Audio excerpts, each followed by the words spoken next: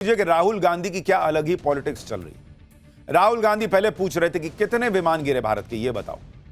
अब राहुल गांधी कह रहे हैं कि ट्रंप का फोन आया और नरेंद्र मोदी ने सरेंडर कर दिया।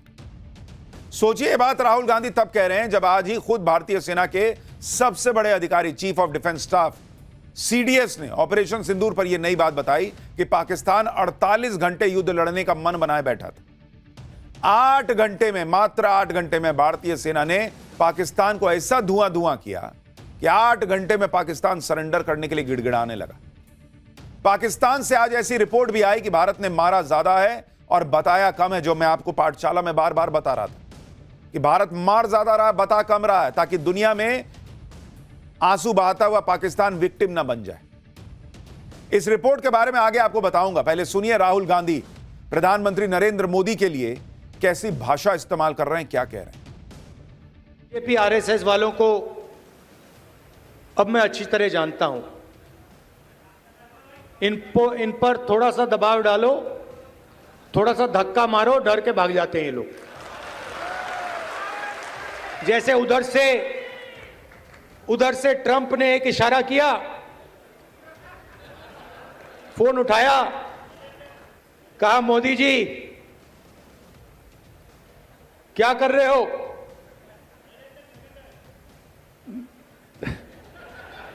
नरेंद्र सरेंडर, और जी हजूर करके नरेंद्र मोदी जी ने ट्रंप के इशारे का पालन किया। आजादी के समय से सरेंडर वाली चिट्ठी लिखने की आदत है। 1 सेकंड में थोड़ा सा दबाव पड़े, भैया ये लो। हाँ, तो ये इनका कैरेक्टर है। कांग्रेस पार्टी सरेंडर नहीं होती है। कांग्रेस पार्टी सरेंडर नहीं होती, वो सीधे खत्म हो जाती है। इसलिए पिछले 3 चुनाव से खत्म मामला चल रहा है इनका, देश भर में खत्म होते जा रहे हैं, और वो राहुल गांधी की इसी पॉलिटिक्स की वजह से हो रहे हैं।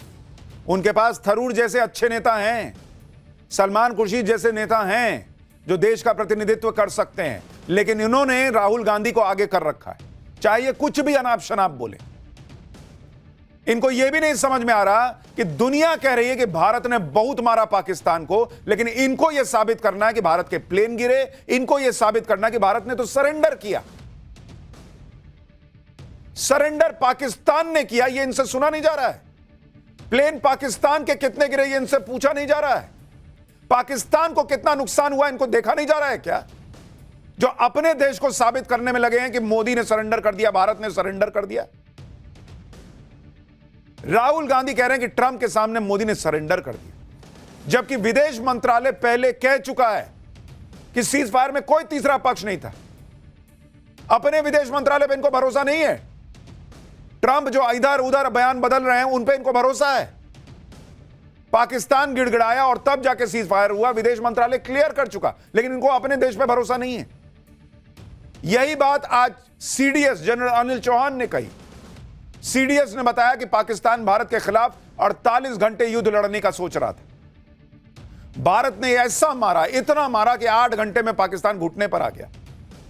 पाकिस्तान घुटने पर आ गया, लेकिन राहुल गांधी को साबित करना है कि भारत सरेंडर कर रहा था। सीडीएस को सुनिए, फिर आपको बताता हूं कैसे खुद पाकिस्तान आज दुनिया के सामने मान रहा है खुफिया डॉक्यूमेंट्स में कि भारत ने मारा ज्यादा है, बताया कम है। लेकिन पहले सीडीएस को सुनिए। 10th of May at about 1 a.m. Its aim was to get down India to its knees in 48 hours. Multiple attacks were launched, and in some manner they have escalated this conflict, which we had actually hit only terrorist targets, but also into the military domain. From their perspective, it would have been rational in the sense they would have said that you use military means to hit these targets. But it was also rational on their part, operation which they thought they'll continue for 48 hours, folded up in about 8 hours. And on 10th, then they picked up the telephone and said they wanted to talk. And I think that the rationale behind this the realization coming in stemmed from 2 facts. That one is they must have assumed that if they continued this mode, they're likely to lose much more. आपने सुना, CDS खुद कह रहे हैं कि पाकिस्तान ने phone किया था कि भाई सीज फायर कर लो। छोड़ दो हमको। पाकिस्तान गिड़गिड़ा रहा था, विदेश मंत्रालय कह रहा है, सीडीएस कह रहा है, इनको भरोसा नहीं है राहुल गांधी को। इनको साबित करना है कि भारत का विमान गिरा, भारत ने सरेंडर किया है। कैसे नेता हैं बॉस? 2 दिन पहले ही सीडीएस ने पाकिस्तान से युद्ध में भारत को एरियल लॉस होने की बात मानी थी, तो यही कांग्रेस उनके बयान को लेकर मोदी सरकार से सवाल पूछ रही थी। नहीं नहीं देखो एरियल लॉस, अरे भैया रूस का 41 विमान फोड़ दिया यूक्रेन ने, आपने वहां किसी को बोलते सुना है कि गिना बताओ कितना विमान फूटा है तुम्हारा? युद्ध लड़ने जा रहे हैं, एक आध विमान इधर से उधर हो गया, इनको बहुत आग लगी है। पाकिस्तान का इतना गिर गया, इनको फर्क नहीं पड़ रहा है। और आज जब सीडीएस खुद कह रहे हैं कि पाकिस्तान को ऐसा ठोका कि पाकिस्तान सीज फायर के लिए गिड़गिड़ाया, तो कांग्रेस ट्रंप के प्रेशर में सीज फायर की थ्योरी बेच रही है। गजब लेवल की इनकी पॉलिटिक्स है बॉस। मुझे समझ में नहीं आता कि राहुल गांधी के आसपास कोई तो होगा जिसको इत्तू सी समझ होगी कि पॉलिटिक्स नाम की चीज कैसे की जाती है, और उसमें भी देश हित बचाया जा सकता है। इतना ही नहीं, खुद पाकिस्तान चीख कर सीज फायर का सच बता रहा है। मोदी के एक्शन से पाकिस्तान को कितना भयंकर नुकसान हुआ, भारतीय सेना ने कैसे पाकिस्तान को ठोका, उसके रोज नए नए सबूत आ रहे हैं। अब तो यह भी खुलासा हुआ है कि पाकिस्तान को जितना नुकसान बताया जा रहा है उससे भी कहीं ज्यादा नुकसान हुआ है, और खुद पाकिस्तान ने यह बात मानी है। पाकिस्तान के एक आधिकारिक दस्तावेज में यह खुलासा हुआ है कि भारत ने पाकिस्तान के कई और ठिकानों को तबाह कर दिया है। इन ठिकानों की जानकारी अब तक सामने नहीं आई थी। सबसे पहले भारत ने 9 आतंकी ठिकानों पर हमला किया था, फिर 11 मिलिट्री बेस पर हमले करने की बात थी। अब नए दस्तावेज से पता चला है कि भारत ने पाकिस्तान के 7 और ठिकानों को भी तबाह किया था। यानी ऑपरेशन सिंदूर में भारत ने ऐसा ठोका कि पाकिस्तान अभी तक भारत की स्ट्राइक की गिनती करने में लगा हुआ है। जिधर देखता उधर देखता, अरे भाई इधर भी खुदा हुआ है, उधर भी खुदा है, इधर भी खुदा है, सब भारत खोद के गया है। लेकिन राहुल गांधी को आग लगी है कि कैसे साबित कर दें कि भारत ने सरेंडर कर दिया।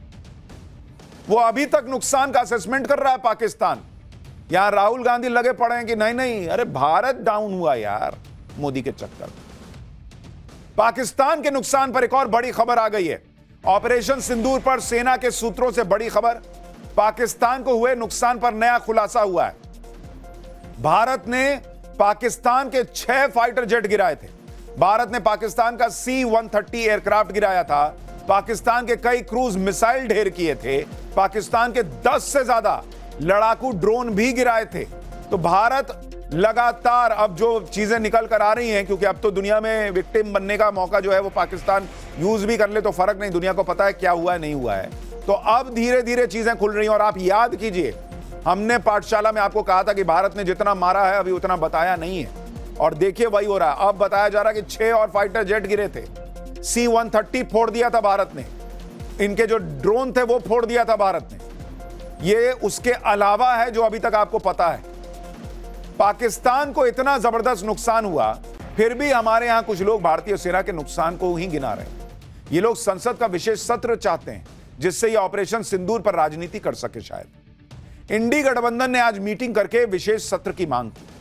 विशेष सत्र बुलाने के पीछे विपक्ष का तर्क क्या है भाई? कि सरकार जब पूरी दुनिया को ऑपरेशन सिंदूर के बारे में बता रही है तो फिर संसद में बताने में दिक्कत क्या है? पाकिस्तान से सीज फायर में ट्रंप का रोल क्या है? इस पर सरकार को स्टैंड क्लियर करना चाहिए। पहलगाम हमले में ऑपरेशन सिंदूर और उसके बाद की सैन्य कार्रवाई और राष्ट्रीय सुरक्षा के मुद्दे पर चर्चा होनी चाहिए। पाकिस्तान से डील करने के दौरान जो कमियां रहीं उस पर भी चर्चा होनी चाहिए। सुनिए विशेष सत्र की मांग को लेकर विपक्ष के सांसद क्या कह रहे हैं, एक बार सुनिए, फिर आपको बताऊंगा कि विशेष सत्र बुलाने की विपक्ष की मांग पर मोदी सरकार क्या करने जा रही है। पूरे घटनाक्रम पर सरकार अपनी बात रखे। पहलगाम आतंकी हमले से लेकर ऑपरेशन सिंदूर तक, ऑपरेशन सिंदूर से लेकर अमेरिका द्वारा सीज फायर की घोषणा तक, और उसके बाद भी जो क्या क्या प्रयास किए जा रहे हैं पाकिस्तान को दुनिया में अलग थलग करने के लिए, उसमें कितनी सफलता मिल रही है। सारी दुनिया को तो बता रहे हैं, लेकिन संसद को और संसद के माध्यम से हिंदुस्तान की जनता को अंधेरे में रखना चाहते हैं। हमें इस अवसर पर किन देशों से समर्थन मिला, एक देश भी खुलेआम हिंदुस्तान के समर्थन में नहीं आया, ये चिंता की बात है। हम डिप्लोमेटिक फ्रंट पर पूरी तरह असफल हो गए। विपक्ष कह रहा है कि पूरी दुनिया को बता रहे हैं, तो हमको क्यों नहीं बता सकते संसद का विशेष सत्र बुला? अरे भैया, दुनिया को वही बता रहे हैं जो डिफेंस में या अपने रक्षा मंत्रालय के लोगों ने, अपने सेना के लोगों ने प्रेस कॉन्फ्रेंस करके बताया, ऑलरेडी बताया हुआ है भाई। दुनिया को कुछ अलग नहीं कहानी सुना रहे हैं। वही जो प्रेस कॉन्फ्रेंस दुनिया ने देखी है, भारत के लोगों ने देखी है, वही उधर बता रहे हैं। जो विदेश मंत्रालय ने प्रेस कॉन्फ्रेंस की थी, वही सारी बातें वहां बता रहे हैं। आप देखना चाहिए तब ना दिखेगा बॉस। और विशेष सत्र क्यों चाहिए? अभी तुरंत तो कुछ हो नहीं रहा, अभी मॉनसून सत्र आने ही वाला है, उसमें सुन लीजिएगा। इनको सेना की तारीफ करने के लिए विशेष सत्र चाहिए, लेकिन जो बातें बोल रहे हैं उसमें तारीफ दिख रही है आपको। विपक्ष का यह भी तर्क है कि संसद सत्र बुलाकर सेना के शौर्य का सम्मान करना चाहिए। आप सोचिए, विपक्ष के जो नेता ऑपरेशन सिंदूर पर सवाल उठा रहे हैं। कुछ लोग कह रहे हैं ऑपरेशन सिंदूर फेल था, किसी को जानना है कि कितने भारत के विमान गिरे। वो आप संसद सत्र में सेना के शौर्य का गुणगान करना चाहते हैं। पब्लिक को समझ में नहीं आता क्या चाहते हैं आप। विपक्ष लोकतंत्र की दुहाई देकर विशेष सत्र बुलाने का जोर डाल रहा है, लेकिन विपक्ष के तेवर बता रहे हैं कि सत्र बुलाने के पीछे उसकी मंशा कुछ और ही है। ऐसा लग रहा है कि विपक्ष का सारा जोर विशेष सत्र बुलाकर नरेंद्र मोदी को कोसने पर है, क्योंकि जिस तरह से ऑपरेशन सिंदूर पर पीएम मोदी की लोकप्रियता बढ़ी है, उससे विपक्ष जरूर तनाव में है। इसलिए आप देखिए कि पहलगाम हमले के बाद से ही इंडी गठबंधन के अलग अलग दल विशेष सत्र बुलाने की मांग कर रहे हैं। लेकिन जैसे ही सीडीएस अनिल चौहान ने एक इंटरव्यू में पाकिस्तान के खिलाफ भारत को हुए एरियल लॉस का जिक्र किया, उसके बाद से विपक्ष ने विशेष सत्र बुलाने की मांग तेज कर दी। आज तक इंडी गठबंधन की कई पार्टियों ने एक साथ मीटिंग बुलाकर पीएम मोदी को लेटर लिख दिए। पर मैं तो एक बात ही नहीं समझ पा रहा, भारत का अगर एक विमान, दो विमान इधर से उधर हो भी गया, गिर भी गया, सारे पायलट सुरक्षित है, यह बताया जा चुका है। अगर इनको पता भी चल गया कि भारत के कितने विमान गिरे हैं, ये क्या करेंगे? मुझे यह नहीं समझ में आ रहा है। ऑपरेशन सिंदूर पार्ट 2 होगा तो ये स्ट्रैटेजी बनाएंगे क्या सीडीएस के साथ बैठ के? अरे आप सत्ता में नहीं हो भाई, आप नहीं बनाओगे, जो है वही बनाएगा, और जैसे ठोका गया वैसे ही ठोका जाएगा। आपका क्या इंटरेस्ट है जानने में कि कितने विमान गिरे संसद में खड़े होकर? पाकिस्तान जानने के लिए उतावला हो तो समझ में आता है, आर्म्स लॉबी वाले जानने के लिए उतावले हो तो समझ में आता है, चाइना जानने के लिए उतावला हो तो समझ में आता है, क्योंकि उसको अपने हथियार जो है वो साबित करने की बहुत बढ़िया है। आपको जानकर क्या करना है? आप कमरे में बैठ के आपस में चर्चा कीजिए, वो समझ में आता है। संसद का विशेष सत्र बुला के उस पर चर्चा करने की क्या जरूरत है? आज इंडी गठबंधन की बैठक के बाद भी विपक्ष ने जिस तरह के तेवर दिखाए, उससे यही लग रहा है कि वो संसद का सत्र सिर्फ मोदी को कोसने के लिए बुलाना चाहते हैं। आप सुनिए विशेष सत्र बुलाने की मांग पर संजय राउत क्या कह रहे हैं। प्रेसिडेंट ट्रंप से कहने से आप युद्ध विराम कर सकते हो, तो देश की जो मुख्य अपोजिशन पार्टी के कहने से आप स्पेशल सेशन क्यों नहीं बुला रहे हो?